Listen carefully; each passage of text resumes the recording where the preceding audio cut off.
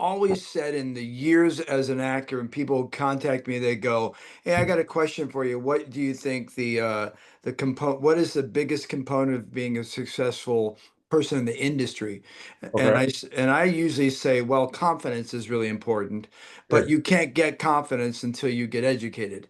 And whether or not you're going to Harvard, you're going to Juilliard, or you're going to film school, whatever you're doing, what you do on the ground, what you Mhm. do with your abilities, whether you go to school or not, and the more you know, I always tell people, I go, the more you know in this industry, the more marketable you are.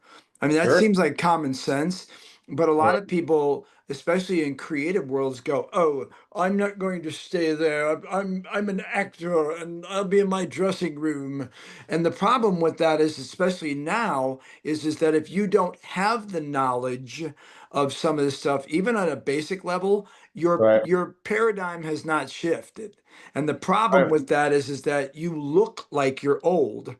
Yeah, I don't care how old you are, if you don't at least understand Right. what's being done right now. Yeah, because otherwise, you know, again, the days of waiting on a bar stool in West Hollywood with your legs showing, which you don't want to see my legs, and waiting for someone to discover you are way over. Yeah. But the other good part about this equation is that you and I are potentially in the same on the same level as Paramount, as the same level as Netflix, as the rest of them, because they're freaking out too. And they're trying to figure out what to do when in reality, Michael Blevins can take and make something that looks like it's $100 million much easier than you could before.